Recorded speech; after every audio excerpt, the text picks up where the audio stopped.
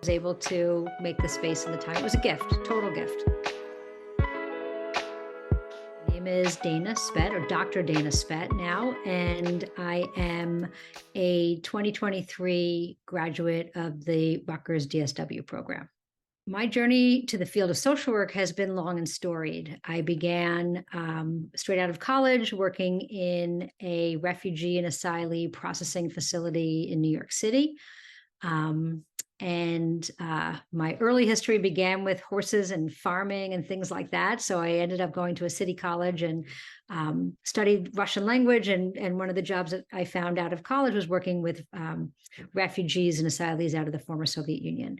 So that was my first entry into being a social worker in case management and helping people connect to a new land, a new culture, and to basic needs and services within the metropolitan New York area.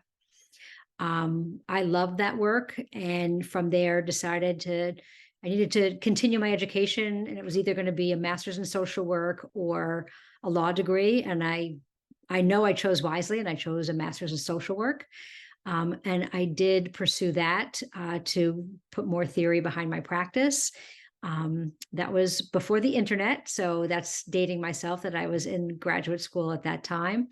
It was also the time that I was newly married and then a new parent, and I concurrently acquired my MSW and gave birth to 3 daughters during the same time.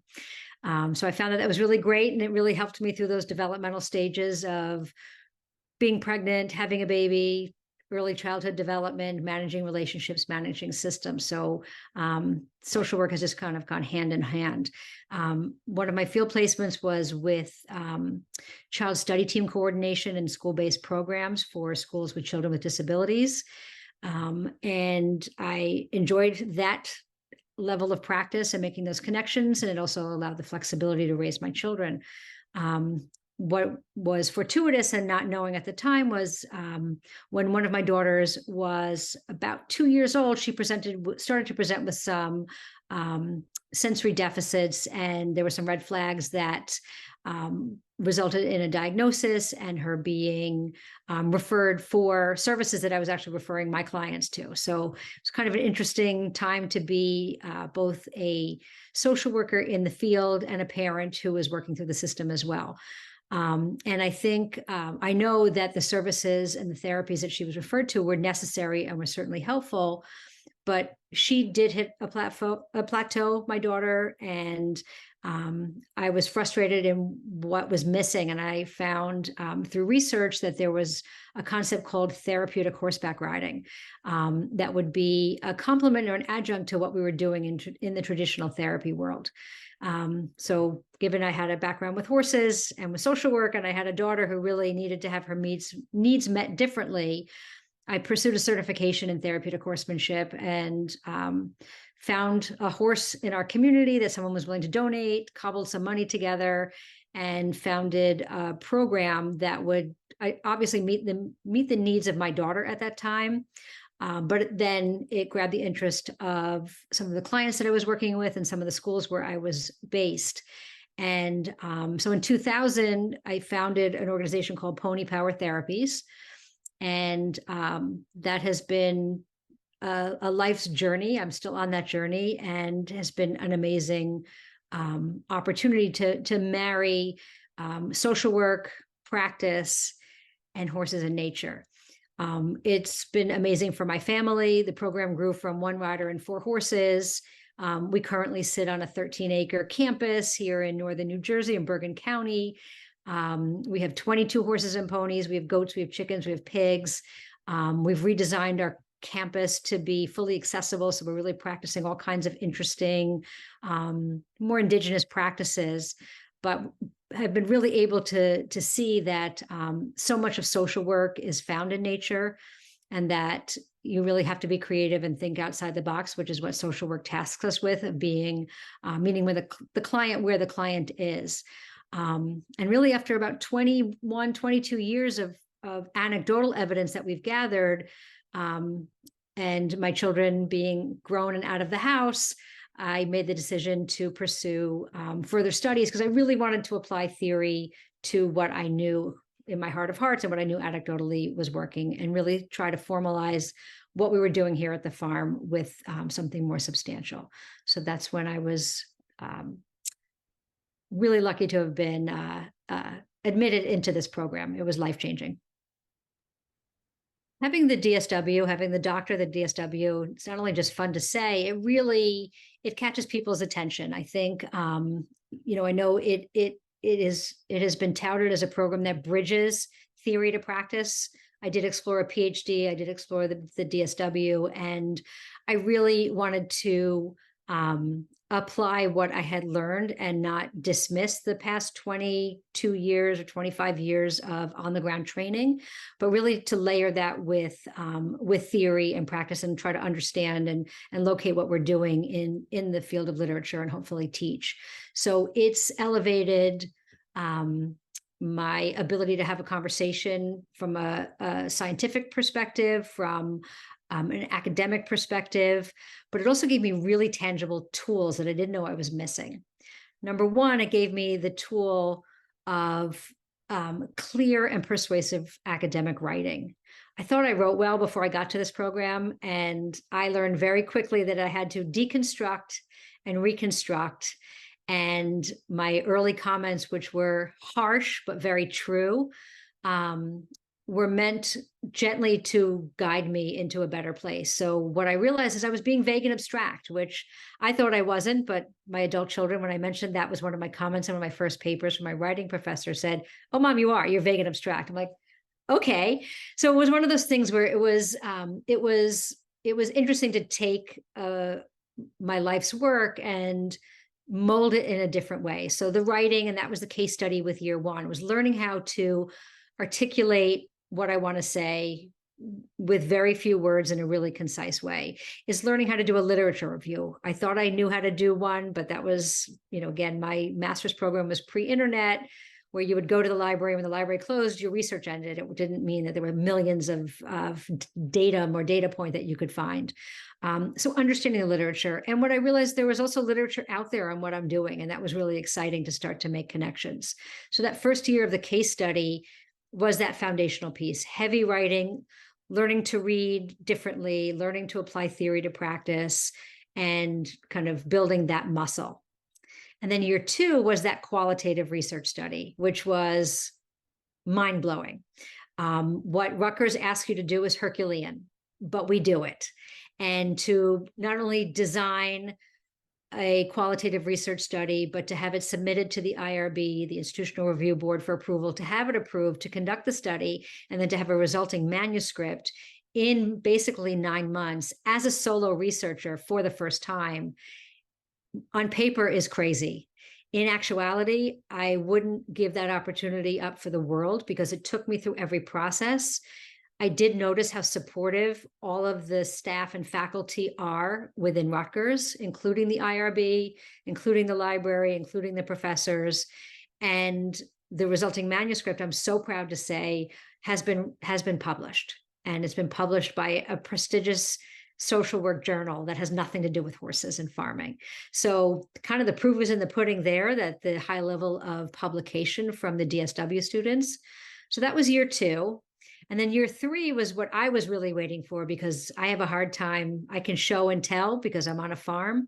But year three was the MMP, the mixed media production, which is basically you're creating a website and learning how to create a site that is open and accessible and able to be consumed by so many, but a way to convey your research and your message more effectively. And while it's not dismissive of the PhD, there is a role and a place, and we need both aspects. The chances of someone coming across our website to see what we've done as far as our research is greater than a dissertation that's might be sitting behind a paywall at a university library. So again, that 3-year process, and now that MMP is in full use. I'm sharing it, I'm presenting against it. I have universities that are reaching out to ask if they can have a consultation about the research that I've done and the model that I've created. And that's all through the guidance of this school. I mean, they're there for you every step of the way. They want you to work hard. They want you to succeed. in my opinion, it's not competitive between each other. It's competitive to be who can really just put out the best and the most. And I think it's very, very exciting. And I wouldn't have traded in for the world. And I just see my next steps now. I chose the Rutgers school. Again, I am a Jersey girl, and my program, the nonprofit that I have founded and now executive director is based in New Jersey, and it felt good to be hyper local. So New Jersey made sense. So proximity was a big deal. I thought the fact that it was an R1 university gave a lot of prestige. And then reviewing some of the faculty, I did know some students prior who had graduated before me.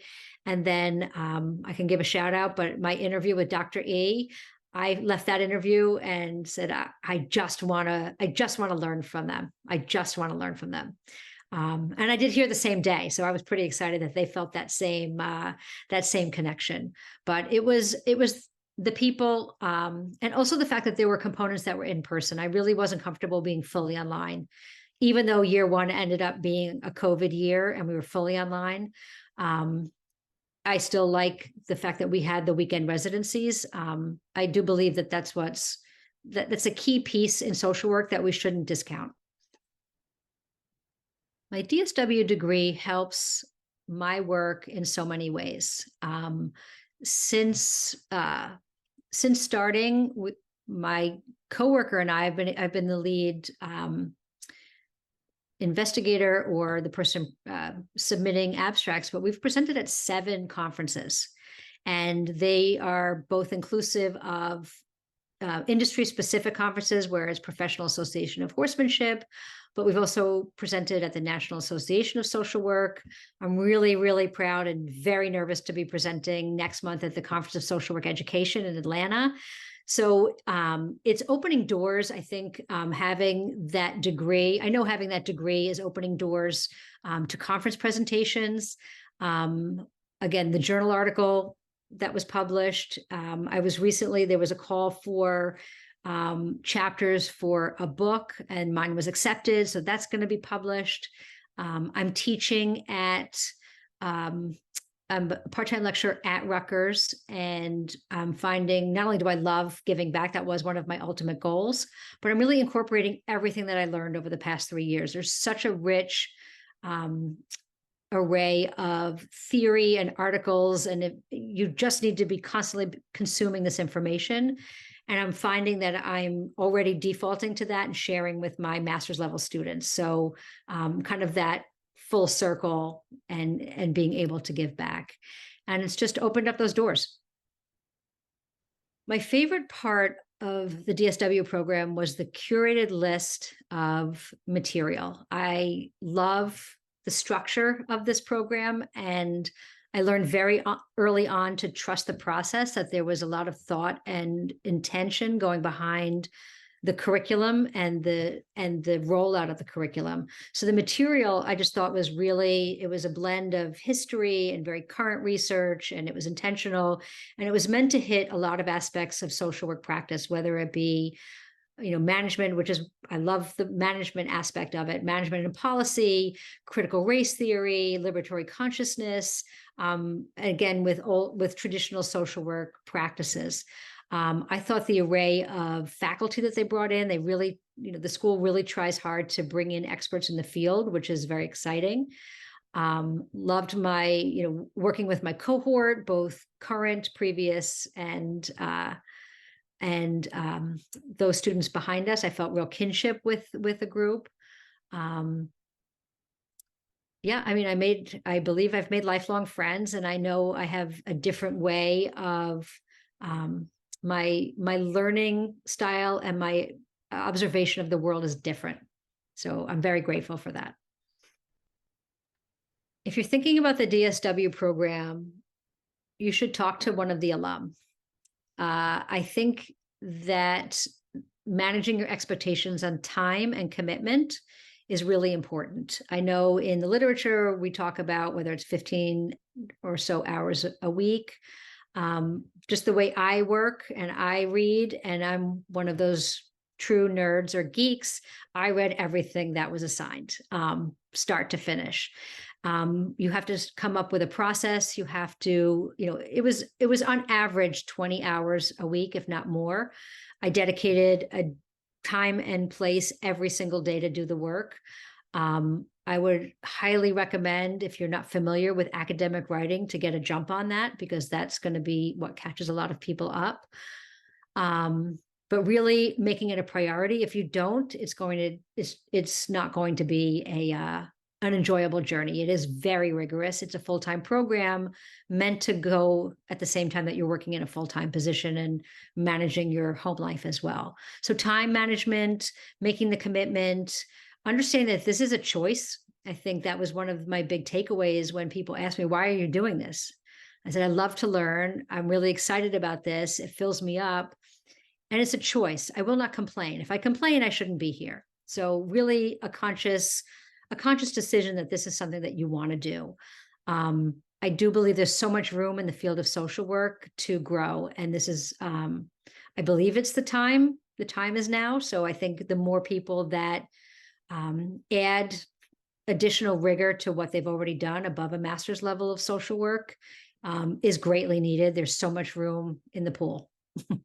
Being a social worker means connection and paying attention.